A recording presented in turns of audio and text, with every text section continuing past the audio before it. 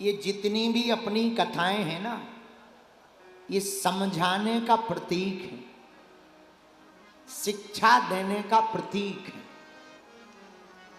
अब आदमी ना समझे तो ये उसकी दिक्कत है, समझाने वाले की दिक्कत नहीं है।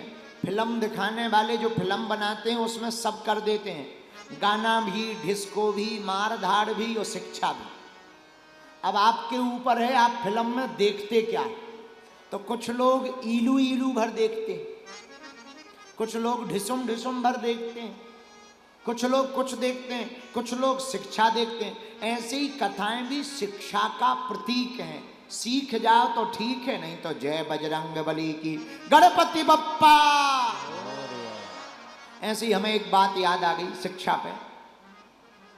पूर्व जन्म में हम यहीं दिल्ली में बुराड़ी में कथा सुना रहे थे। पूर्व जन्म में तो हमें एक पंडित जी मिले, वो भी कथा करते थे।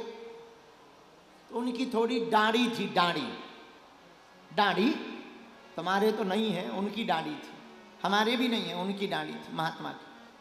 तो महात्मा की दाढ़ी थी, तो वो जो कथा करें तो कथा करते एक बूढ़ी माताजी बुराड़ी की आके बैठे हो, एकदम रोवे, खूब फूट फूट कर रोवे। जब महाराज जी कथा करें तो वो रोवे। महाराज जी को लगा कि ये बहुत भक्तनी है, लगता है ज्यादा ही भक्ति करती हैं, इसीलिए कथा सुनकर रो रही हैं। और स्वाभाविक है, लगेगा ऐसा, लगता है बहुत भक्तनी है, कथा सुनकर के रो रही। तो 3-4 दिन बाद महाराज जी से रहा नहीं गया, तो पूछा, माता जी आप बहुत भक्तनी हो, हम कथा जैसे ही शुरू करते हैं आप रोने लगती हो। बोली, महाराज बुरा ना मानना, दरअसल हम आपकी कथा सुन करके नहीं रोते, आपकी दाढ़ी देख करके रोते। तो पंडित जी बोले, हमारी दाढ़ी में ऐसा क्या है जो आप देख करके रोती हैं? बोले, महाराज जैसी तुम्हारी दाढ़ी है ऐसे ही हमारे प्यारो बेटा समान बकरा की दाढ़ी थी। महाराज बोले, मतलब? बोले, क्या बताएं महाराज, बीमारी के चक्कर में बकरा तो मर गया, लेकिन जैसे ही आप गाते हो तो दाढ़ी हिलती है, तो हमें अपने बकरा की याद आ जाती है कि वो भी ऐसे ही दाढ़ी हिला करके रोया करता था। महात्मा बोले, जय हो माता जी, तुम्हें हमारी दाढ़ी बकरा जैसी दिख रही। सच बताएं, इसी चक्कर में हमने दाढ़ी नहीं रखी है। इसी चक्कर में हमने दाढ़ी नहीं रखी। क्या ठिकाना वो माता जी दिल्ली वाली फिर से मिल जाए।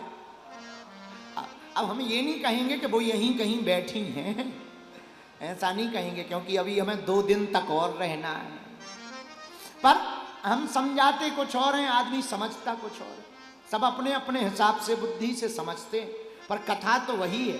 कथा शिक्षा का प्रतीक है। किसका प्रतीक है? बोलो, किसका प्रतीक है? शिक्षा का प्रतीक है।